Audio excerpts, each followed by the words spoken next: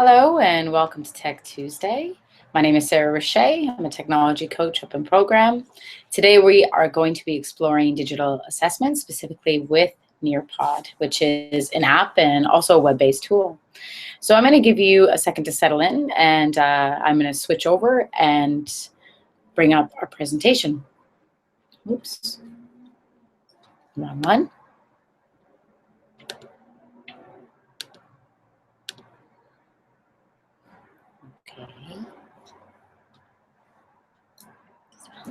Okay.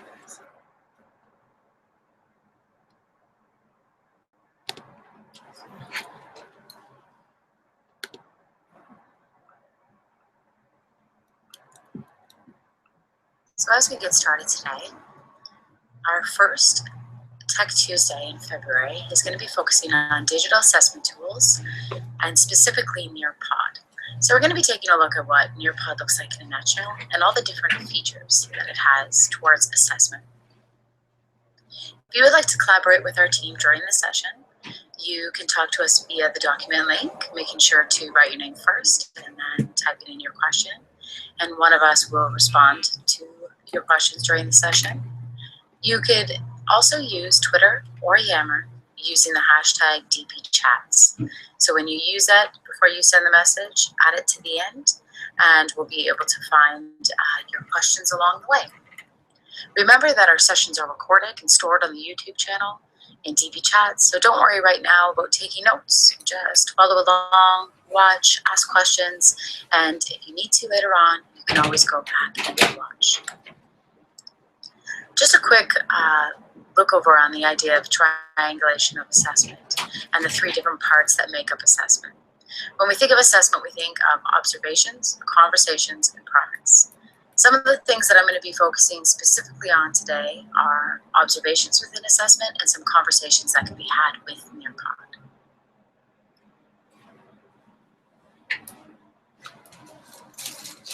Today we're going to be examining Nearpod. And Nearpod is a web-based tool and also an app within our iPads in the schools that combines presentation, collaboration, and real-time assessment into one place. The tool creates a wireless connection between the teacher and all the students' devices and allows them to share work between one another and share work from teacher to student. Teachers can create a lesson and manage the content on the students' devices, and responses by the students can be sent to the teacher during the lesson, so therefore providing some real-time feedback in between the teacher and the student. This tool can be used in various situations and with all learners. It's very versatile and generally is a really great tool when creating formative assessment. On my page here, you see two screens. One screen is the presenter screen, and one is the session in which the student is going to sign in. And we're going to see what both look like. But I want to quickly just review what it looks like within the main screen after you create an account. In the My Library, this is where they store the presentations that you've already created or downloaded. In the Explore section, you will find already created Nearpods from other people. Some are free and some are paid for, so be careful when you're looking around and exploring. The join is joining the session, so you'll see that over here. If you go in and you already have an account and you're joining someone else's presentation, you can go right in there. Create is where you design your Nearpods.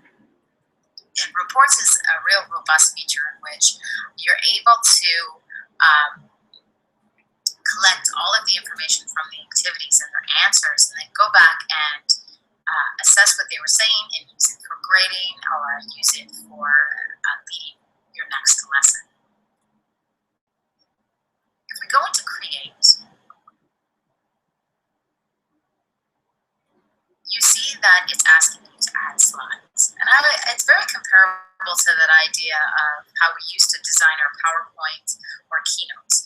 So here, you're developing slides, but the one great thing about this is that it's now enhanced with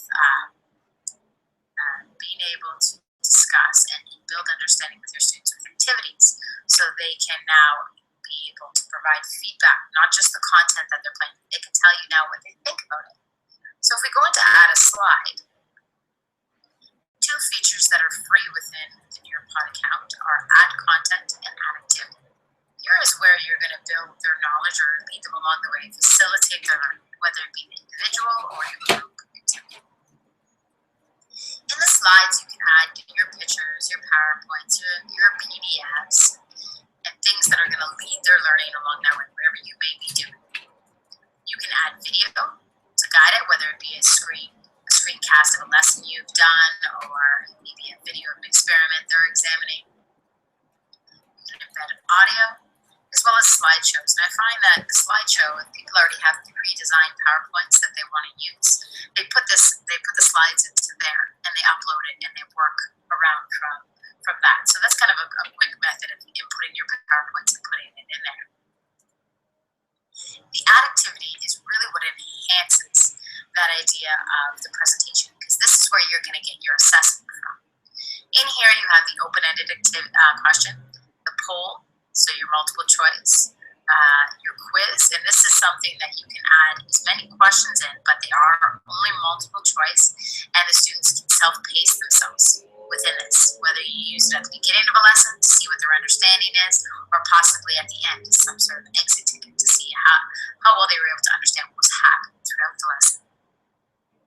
The draw feature is one of my favorites. So here they're able to either fill in diagrams, or be able to explain a certain thought, or to design something for you. It all depends on the subject in which you're teaching for the purpose of which they draw.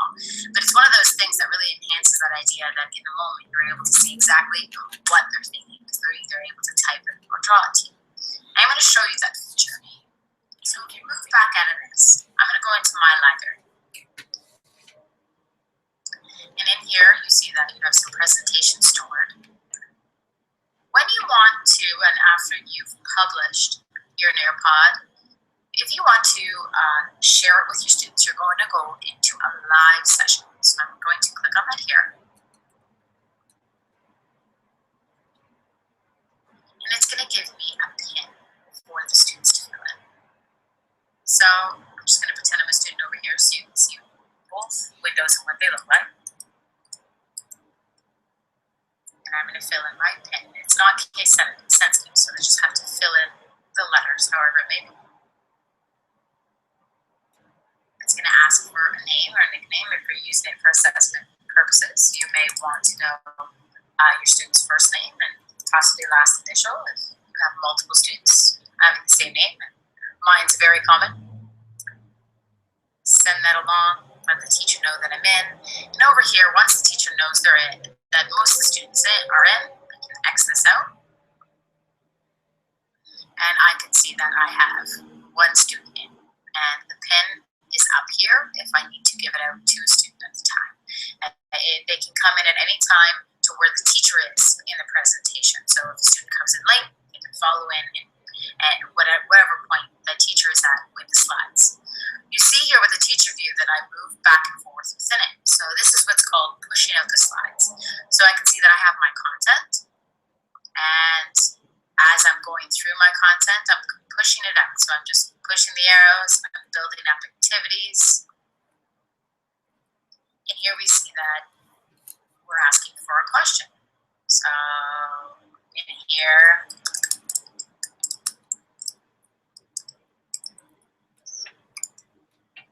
they'd have an answer, they'd send it along to you, and then they'd wait for the teacher to join in. So you can see that it takes a few minutes. The teacher then has the answer. All of the students would be underneath here. If I chose as well what they were saying, that if you have real-time feedback and you're asking a question that you want to discuss and figure out, you can share the idea out to the entire, all of the devices. So once I shared this would go out to every single device. We would talk about what they were thinking, and I could unshare it and then move on. As you can see, we have, I'm just going to turn up the volume here. I'm sure it's what? There we go, you can hear it. So it's having it, the video is playing there. So it's playing, it's moving through. Now the only thing about this is, as you can see, it's not always going to go at the same pace. So if they have earbuds or something, or turn their volume down, because if there's a lot of words, then every single device is going to be playing this video. So remember that. Move through it, and we have that idea. So you see that I have the answers coming in, whatever I think it may be. I send it in, and the results are then going to go to the teacher. The one great thing about the multiple choice is if it's more than one, it'll be split to how many answers. So if, a lot did A and a lot did B, or there was no answer, it would show me that, and then I could share this chart out to say, this was the number of answers, this is what we thought. So you can then use that again to guide that idea, the immediate feedback. This is what I'm thinking, this is what the class is thinking, and guiding their learning along the way. You can see it looks different. I'm going to know for every student what they answered. So immediately, the teacher's going to get an understanding of where the class is at just by looking at the answers that are coming in. Sometimes that's not as easy when you're just sitting with the class. Not everybody's going to answer or feel comfortable answering. Now all of a sudden, every student's going to have a voice and an idea. As we move through this, I just want to show you a few features that we talked about. So this is then the drive. So, oops, not that one. Right back here. Send them back. So I can see that I'm awaiting a drive. So as a teacher, I would have all of these boxes here of all my students, and I'm waiting for what they're doing. So I can see that it's asking me to circle something. It wants to know which one has the most gravitational pull. I can go in and I can select, and then I can draw within it and send it. But if it's something different, we know that I can write it in. So if we just get this out here, should be a little bit bigger, so they're moving along. There you go. You can see that I already typed it in. I just couldn't see it. So they're filling, and they should know a little bit of how to move this around. I mean, they're used to devices. So, but it's really giving you that idea that you can add in pictures, you can browse your files. If they want to add in something that they've done, just say that they're creating something. Maybe they're building something within so they're on, so they can take a picture of what they're doing in the room at the time, or they can add a picture of something that they've researched and they want to throw in. So really with this draw it function, it's really unlimited as to what you're doing. You could just have an overall group task that they're working on, and then they're building their answer within here and then sending it off to you. So it doesn't even have to be something that's really pre-designed. But when they send it off, see it coming in, so they're going to be able to see what's happening. And as well, you can also then share that. So that does go to every single device, what it looks like. You can talk about it. Again, at no point do you see any of the students' names anywhere on here. So it's just something that you're able to discuss without really putting any students on the spot. It really makes a difference when it comes to learning. Sometimes it just gives them a little bit of confidence to want to be able to share. Finally, one feature, I'm just going to go to the end. The one feature here is, this is the quiz that we were talking about. So we can see here that it says ready to take the quiz, and the student's ready to go in. They go in at their own time. And imagine that, a bunch of students are in here and they're answering it. So I know that Sarah at the time has not answered, but I can see that she's on question 1. Remember that all the students are going to be on here. So we're going to press, just fill in something as we're going along, right? And I can see as Sarah is answering it, the answers that are coming in. Now the thing is that I can see whether or not she's correct or incorrect in what she's answering, right? So you can see right away that I know and have an understanding with this quiz what they're answering, their overall score, and I can either go right away, have that conversation with that student, or be able to build my lesson afterwards to the understanding of what they thought along the way, and It's really helpful because sometimes when you're in during a lesson and you're doing something, you don't know what every student's thinking. You really do have to have, that overall assessment in some way, some sort of project or something they have to hand in. But here right away, you're able to see what their understanding is, what their thinking is, and you can see the whole class. So it grades it right there for you, which I love this for certain purposes as well. It's a little more close-ended, but it gives you, some immediate feedback on their thinking and understanding of the topic. So that was a quick review. We're just gonna go over some of the things that we saw and discussed while we were inside the website. One of the great things is that Nearpod provides immediate feedback and opportunities for reteaching. So taking a look here, right now you're seeing the reports. So after it, I'm able to go into the reports tab and I'm able to see that all of my students participated.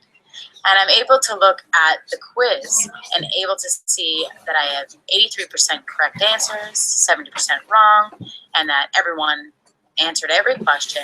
And then I'm able to gauge then, okay, this is where they're at and we're ready to move on. Within this, when you're in the reports function, you can click into the quiz and see the exact answers, what they answered. The same with the polls and the drawing.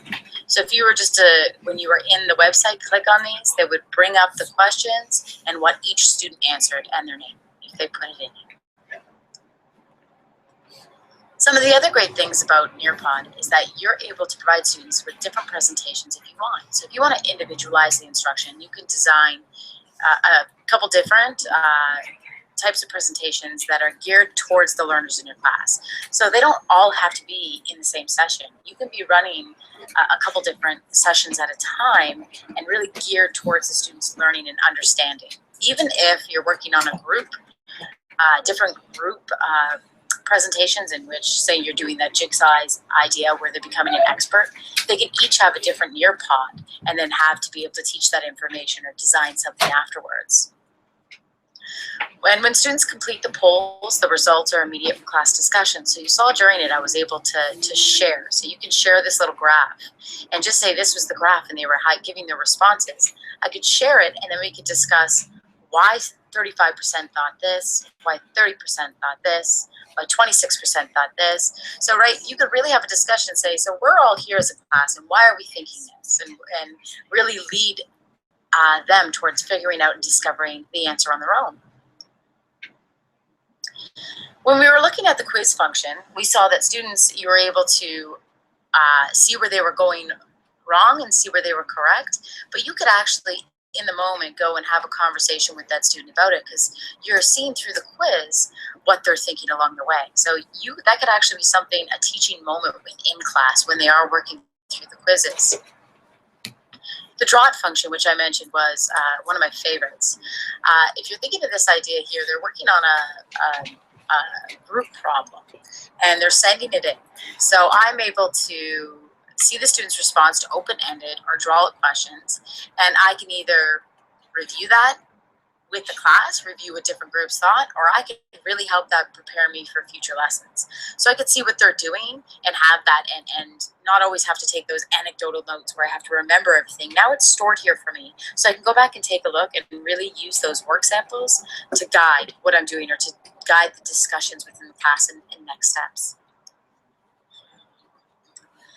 So teachers can project student work to the class, and we saw that as well. So if you're using the draw it function, you can take it and you can show this and project it to their devices. And then obviously you're either having a discussion about it or you're going on to a task with it. So it all depends on the purpose and what you're using it. With quizzes, students move through the content at their own pace, which allows for differentiation. So remember that if you are doing that and you're finding that when you're pushing the slides out that it's going a little bit too quick for them, then this gives them the opportunity to move at their own pace and their own understanding without feeling that pressure of taking in the content at everybody else's speed. So I'm just going to make my way to here.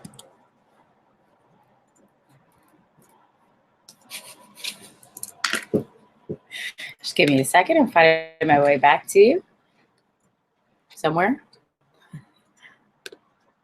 All right.